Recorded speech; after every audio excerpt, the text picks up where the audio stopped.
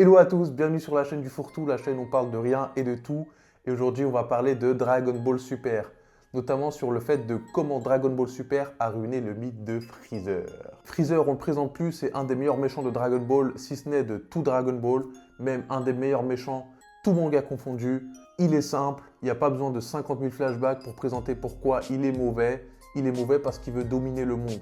C'est simple, précis, clair. Il n'y a pas besoin de « Ah, il s'est transformé parce que si, parce que ça ».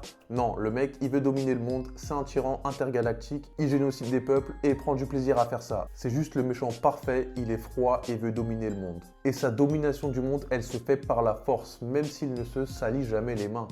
Tel un vrai chef de la mafia. Ça, on y reviendra plus tard, mais c'est très important. Freezer, c'est un méchant froid, puissant, qui a un talent inégalé, sans s'entraîner, ce qui lui permet de dominer les autres et naturellement le reste de l'univers. Et à la moindre menace ou à la moindre chose qui pourrait lui mettre des bâtons dans les roues, il n'hésite pas à le supprimer. Il a un charisme qui a été enrichi par la domination, par sa froideur et par son côté tyrannique. Mais dans Dragon Ball Super, malheureusement, ça a été un peu débunké, démystifié et on va voir pourquoi et comment ça a été fait. Déjà, partie 1, comment ce mythe il a été créé. Pourquoi on a ce mythe de Freezer qui est peut-être le meilleur méchant tout manga confondu? Tout simplement parce que Freezer il a été introduit parfaitement dans l'univers de Dragon Ball. Et que ce soit avec ou sans combat, c'était vraiment quelqu'un qui aspirait la crainte. Et on va commencer par voir comment il a été introduit dans l'univers. Freezer, quand il arrive dans Dragon Ball, c'est tout simplement l'empereur du mal, l'empereur de l'univers, qui génocide des peuples comme on voit sur Namek. Il est prêt à tout pour arriver à ses fins, il est même prêt à négocier parfois, il n'utilise pas forcément la force et il faut voir la crainte qu'il inspirait face aux autres. Il a une énorme armée et dans son armée, tout le monde le craint, que ce soit Zarbon, Dodoria, Kiwi, les forces spéciales, tout le monde sait que son niveau, il est à des années-lumière des autres. Et même Vegeta qu'on nous a présenté dans l'arc précédent sur la Terre, Vegeta c'est le mec qui a fait plier la Z-Team malgré tout ce qu'il s'est mangé, c'est-à-dire le Kaioken de Goku, le Genki-Dama. Il a affronté Gohan en Uzaru malgré qu'il était diminué. Vegeta, c'était vraiment le big boss. Et malgré tout, même Vegeta, il a peur de Freezer. C'est pour dire son pouvoir. Donc Freezer, avant même qu'il lève le petit doigt, avant même qu'il ne combatte, on sait quoi? On sait que c'est l'empereur de l'univers, c'est le plus fort du monde, il a un talent inné, sans s'entraîner, c'est un monstre, c'est une créature.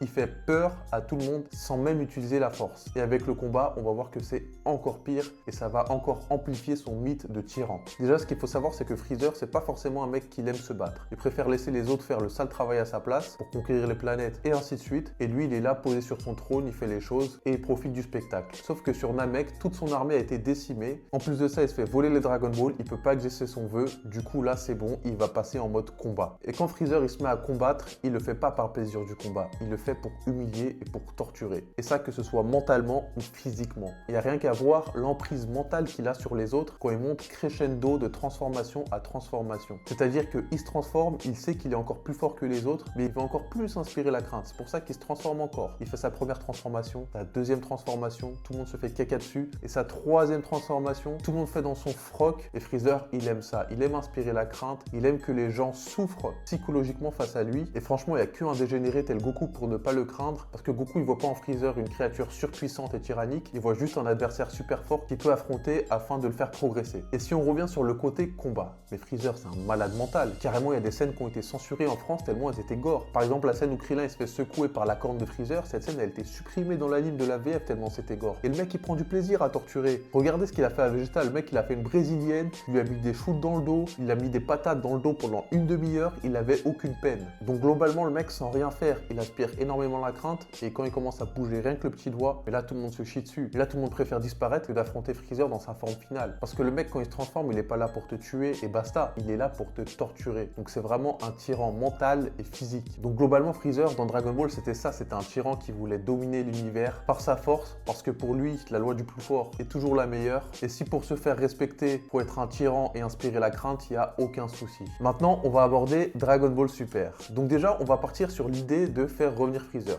Le fait de faire revenir Freezer, pourquoi pas? Surtout de le faire s'entraîner, sachant qu'il avait toujours un talent inné, qu'il était très fort, sans forcément s'entraîner, du coup, comme dit précédemment. Donc c'est vraiment un monstre de puissance brute. Le fait de le faire s'entraîner, ça peut être intéressant parce que lui, il n'aime pas combattre, en tout cas s'entraîner, il n'aime pas le plaisir du combat, il a plus ce plaisir à torturer et à dominer. Donc pourquoi pourquoi pas en soi. Maintenant, le problème, c'est comment ça a été fait et comment ça a été introduit. La première chose qui est mentionnée dans le film La Résurrection de Freezer, il y a un gros problème. C'est qu'il mentionne Boo et Beerus. Il connaissait l'existence de Majin Buu et Beerus et s'est jamais entraîné afin de les dépasser. Moi, je comprends pas. Tu as un talent énorme et tu sais qu'il y a des menaces dans ton univers que tu veux dominer ton univers, mais tu ne t'entraînes pas. Ça n'a aucun sens. Sachant qu'en 4 mois, le mec, il est arrivé à un niveau SSJ Blue, donc un niveau supérieur à Majin Buu, on va dire un niveau qui s'approche de Beerus. Moi, je comprends pas pourquoi il s'est pas entraîné avant. Déjà, ça, c'est la première incohérence. Ensuite, la deuxième incohérence, c'est pourquoi il s'est pas entraîné après sa défaite face à Goku sur Namek. Quand il vient sur Terre, pourquoi il s'est pas entraîné? Parce que là, franchement, si en 4 mois, il atteint le niveau SSJ Blue, en 2 semaines, il aurait eu le niveau, je sais pas, Super Saiyan 2, Super Saiyan 3, et Goku, il aurait plié. Hein. Trunks, il aurait sorti son épée, il aurait rien fait, hein, je peux te le dire. Mais soit,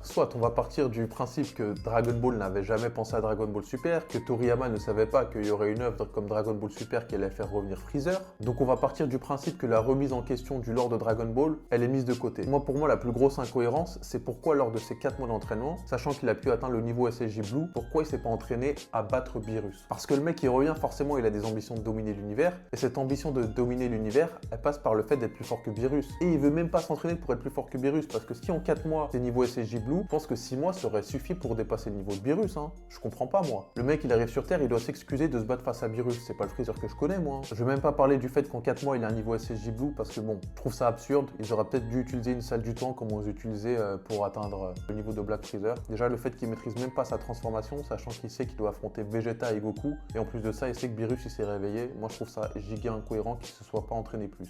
Ensuite, pour moi, ce qui a été démystifié, c'est la relation que Freezer il avait avec les Saiyans. Freezer, c'est un mec qui détestait les Saiyans, il pensait que c'était des primates. Dans Dragon Ball, on nous a toujours présenté Freezer comme le bourreau des Saiyans, comme quelqu'un qui avait du mépris pour ce peuple, mais il avait aussi une crainte de ce peuple, que ce peuple un jour se ligue contre lui, et il avait aussi la crainte du Super Saiyan. Toute cette légende autour du Super Saiyan qui était un peu sa kryptonite, il en avait vraiment peur. Je trouve le fait déjà de dire que ce soit Beerus qui lui a donné l'ordre à Freezer de détruire cette planète, ça démystifie un peu tout ça. Toute cette crainte qu'il avait, finalement quoi? Finalement c'était juste Beerus qui lui a donné un ordre. Déjà Freezer qui reçoit des ordres, ça fait un peu zoulette. Mais le fait que ce soit pas sa crainte des Saiyans qui l'ait forcé à détruire la planète, ça démystifie un peu cette rivalité entre Freezer et les Saiyans qu'il y avait. Et si on part de ce côté-là, je trouve que la charge émotionnelle de la revanche de Vegeta face à Freezer, elle a pas du tout été assez creusée. Franchement, faut savoir qui est Freezer pour Vegeta. C'est un mec, il lui a tué son peuple. Il l'a utilisé parce qu'il savait qu'il était assez fort, qu'il pouvait conquérir des planètes. Donc vraiment, il a exploité Vegeta gratuitement. Il lui a pris toute son enfance. Il l'a privé de sa liberté parce qu'il devait être sous ses ordres. Et je trouve le fait que Vegeta, quand il affronte Freezer, je sais pas, ça aurait été bien un petit flashback sur le fait que Vegeta dise à Freezer, tu m'as exploité toute ma vie, tu m'as torturé sur Namek. Vraiment montrer quelques images de ce que pense Vegeta de lui.